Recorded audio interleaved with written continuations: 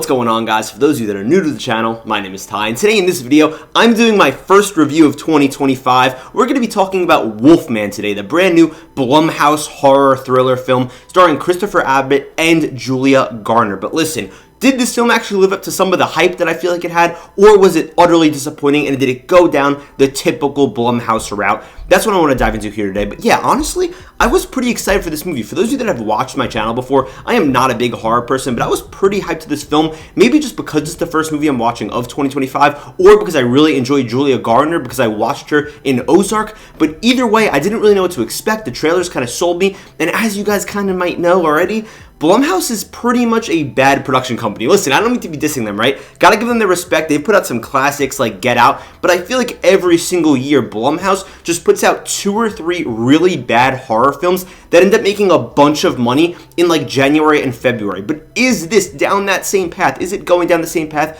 Even though they got Leigh Whannell, who's been on like a tear pretty much recently, between The Invisible Man, which I haven't seen, and the most recent Saw film. Both of those movies haven't seen, but I've heard really good things. So I was pretty thrilled going into this. But I'm going to be honest with you guys, just to kind of cut to the chase here, I think that this is pretty much your average Blumhouse movie. What do I mean by that? I don't think that it's the worst of the worst, because I feel like Blumhouse, again, like I already said, can sometimes have like the worst movie of the year, or the worst movies of the year. Last year they put out Imaginary and Night Swim. Those were pretty much consensus, like bottom 10, bottom 5 type of movies. But at the same time, it's not hitting the heights of Get Out. It's not hitting the same notes as maybe an Insidious or something like that. It's kind of just your run-of-the-mill Blumhouse movie. In this review, I kind of want to just talk about what I think Blumhouse actually did right with this movie to kind of, steer them down a new path, and what they did wrong and the way that they just fell into the same traps that they always fall into. I definitely want to start off with my positives here. I think this movie, through and through, is entertaining. I don't think any parts are boring. Even the more slow parts that are played off as a bit more dramatic, there isn't really any horror going on. I would classify this film more as a thriller, like a hard thriller, rather than a horror, but there is some body horror reminiscent of like The Fly. It is a very interesting concept. It's pretty unique, and I like the way that Leigh Whannell is kind of adapting these like horror classic icons. The Invisible Man, now he's doing Wolfman. It's kind of like we're building it up here almost to be like a universe, but again, I just want it to be a good film on its own. I don't care about world building and stuff. But this is the thing. I like that Blumhouse said, you know what? Instead of just putting 2 random leads in here, let's go out and get some talent. They got Christopher Abbott, they got Julia Garner, who I feel like is finally getting her shot. This is pretty much the first movie I've like ever seen her in, realistically. I know her from Ozark, and she's going to be in Fantastic Four later this year, but I haven't really seen her in anything. And the little girl in here. One thing that I gotta give them a positive on here is that the little girl in this movie was not annoying. She was a really nice, charming little kid, because sometimes kids in movies can be frustrating, they make stupid decisions, but it was kind of just like looking at, a nice, wholesome child and a nice little family that we have here. Because sometimes, again, they can get very frustrating. Christopher Abbott, again, I don't know if you guys saw the trailer, I'm assuming that you do, but of course there is the Wolfman that sort of infects him. And again, this isn't spoilers, it's in the trailer, and as the movie goes on, he starts to kind of transform. That's not a spoiler, again, it's in the trailer. But I like that there's kind of hints of The Fly in here. I like that there's hints of A Quiet Place where there's a threat on the outside, right? But there's also a threat on the inside with Christopher Abbott in the way that he's starting to transform. The way that he was starting to get kind of freaky. I like how they just told him, listen, not in that way, but seriously, they were like, listen, just be weird, Christopher. Just start doing a bunch of weird stuff. We're going to give you some freedom here. I thought that was great. Julia Garner really does tie down this film, though. I think that she has some really heartfelt moments here, especially when she's just trying to keep this family together, and so is he, because, they're a bit of a, I don't want to say a broken family. They have an okay dynamic with each other, but there are deeper issues with this family that they're trying to come over. Going on from there, again, I really, really enjoyed the first hour and 20 minutes of this hour and 40-minute film, but I think it's time to finally just get into the negatives here, because I definitely have a good amount of them. I'm going to try to weave some positives in here as well as I'm sort of getting my, thought process going, as my brain's kind of running, but this script is a Blumhouse script through and through. There was no denying that. I think that Christopher Abbott and Julia Garner are able to actually lift it and do more with it, and they're pretty impressive for that reason, and that shows why they're such great actors. But the dialogue can be pretty painful and just so on the nose at times.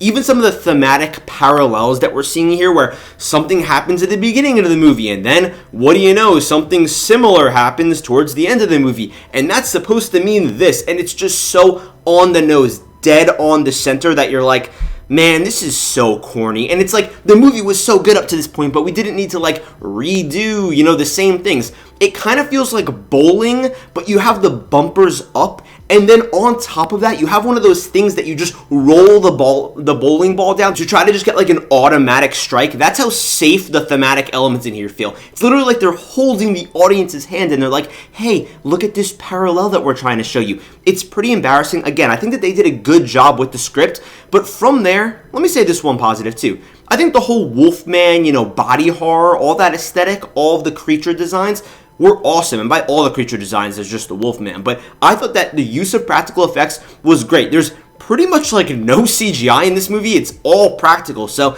and again, I'm not one of those practical praisers where I'm just going to endlessly praise practical. If it doesn't look good and it's practical, that sucks. But I think that it was really great. It made things feel a lot more real and a lot more emotional because you're watching this guy have this horrific transformation over the course of the film.